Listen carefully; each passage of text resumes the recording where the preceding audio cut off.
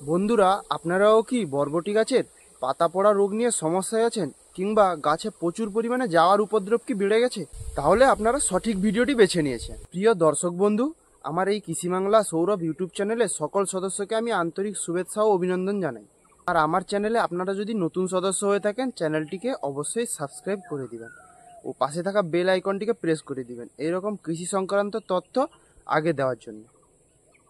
তো চলুন বেশি কথা না বলে আজ ভিডিওটি শুরু করা যাক। আপনারা নিশ্চয়ই বরবটি চাষ করে এইরকম সমস্যার সম্মুখীন হয়েছেন, সে খেতে হোক কিংবা বাড়ির ছাদে।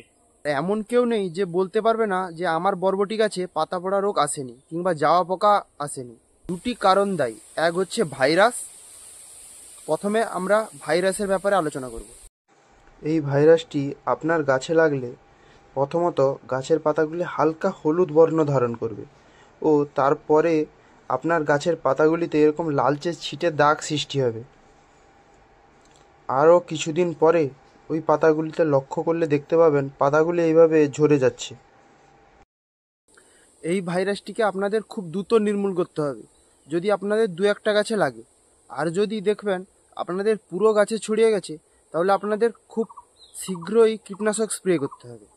ভাইরাসটি দমন করার জন্যে আমি এই ওষুধটি বেছে নিয়েছি। এটি হচ্ছে অ্যাজক্সি প্লাস, অ্যাম্বিকো কোম্পানির অ্যাজক্সি প্লাস। এই ফাঙ্গিসাইডটির দুর্দান্ত রেজাল্ট। এতে অ্যাজোস্ট্রোবিন আছে 11% ও টিবুকোনাজল আছে 18.3% WWSC ফর্মে। এটি সব রকম রোগ সারিয়ে তুলতে সক্ষম।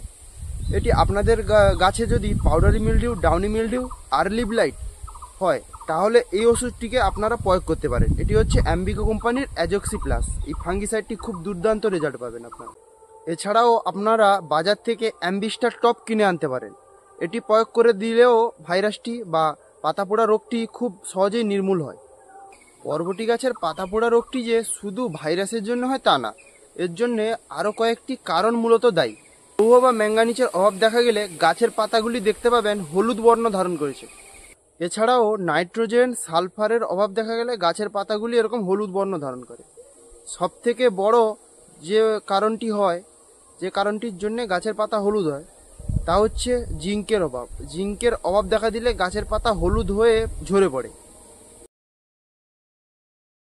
এই পোকাগুলি যদি আপনার গাছে লাগে, গাছের পাতা সহ গাছের ফলগুলিকে এইভাবে রস শোষণ করে খেয়ে নেবে।